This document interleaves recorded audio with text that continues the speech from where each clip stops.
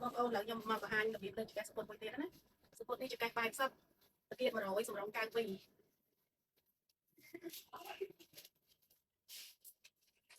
បាត់ឆ្វេងវាផ្លេឲ្យស្មើចឹងមក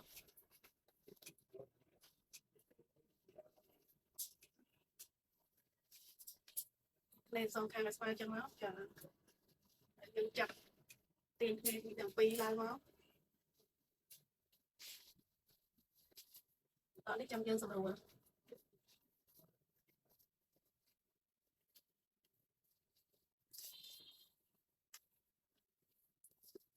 សងចូលពីផ្លេចំហៀងនេះ4ឬ5លេខមកអូដល់ណាចូលក្នុងសពុតនេះខំរោ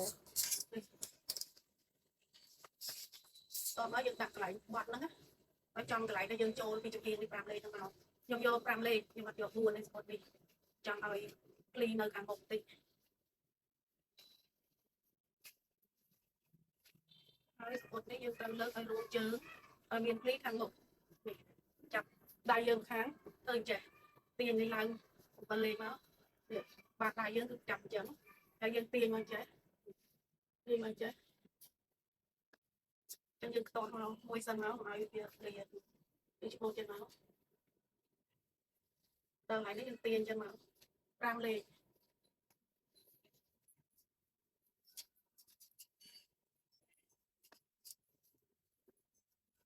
អានេះលើក7លេខអានេះលើក5លេខ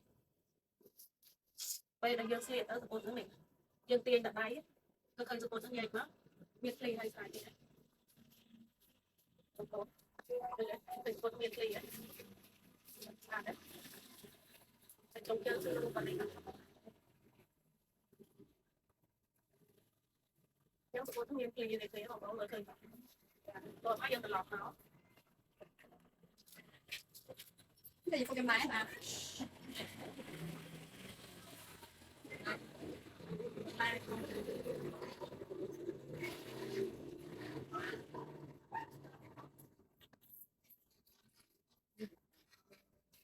chúng ta mau khăn cầu chân thấy ai dùng chia chân đó đang cái quay và chúng ta làm hai cái xong tích